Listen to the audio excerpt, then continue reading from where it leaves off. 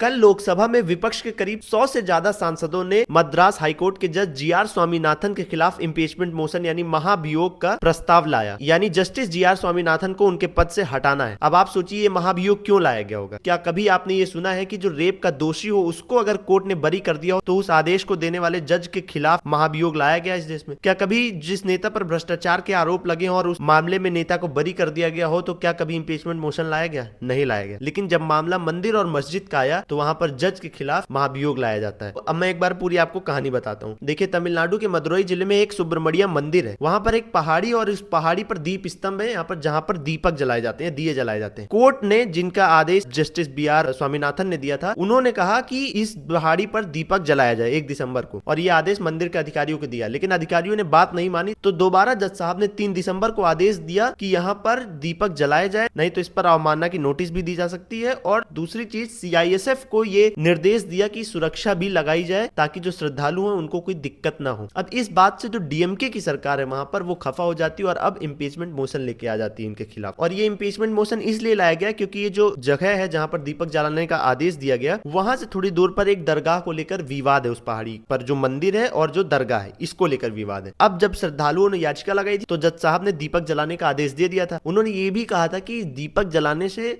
जो मुस्लिम समुदाय के लोग हैं उनकी भावनाएं आहत नहीं होंगी। अब इससे जो है कुछ पॉलिटिकल लीडर्स आहत हो गए और फिर जज साहब के खिलाफ इंपीचमेंट मोशन लेकर आ गए। अब देखिए, मामला सिंपल सा है। अब इसमें मैं कोई धर्म का एंगल नहीं देना चाह रहा था, लेकिन मैं आपको बस एक मैसेज देना चाह रहा था इस न्यूज के जरिए कि देखिए, आप देश में ना कभी रेप के दोषी हो, ना कभी भ्रष्टाचारी नेताओं के खिलाफ, या कभी पुल टूटे, रोड टूटे, या फिर आम जनता से जुड़े जो बेसिक मुद्दे हैं उनके खिलाफ में या फिर उनके उल्टा जब कोई जजमेंट आ जाता है कोर्ट की तरफ से, कई बार ऐसी हुई है घटनाएं, तब कभी ऐसे इंपीचमेंट मोशन नहीं लाए जाते। लेकिन जब मामला हिंदू मुस्लिम या कोई धार्मिक एंगल मिल गया तो देखिए कैसे इंपीचमेंट मोशन लाया गया। कारण क्या है? कारण जाहिर है कि राजनीतिक है। अगले साल तमिलनाडु में चुनाव है। इसी तरीके से सेम पश्चिम बंगाल भी न्यूज में बना हुआ है। क्यों? क्योंकि चुनाव है और हर राजनीतिक दल को चुनावी फायदा चाहिए। ये कोई एक पार्टी की बात नहीं है, किसी भी एक पार्टी विशेष से जोड़कर इस वीडियो को मत देखिएगा। बाकी आपका ओपिनियन क्या है इस पर कमेंट बॉक्स में बता सकते हैं।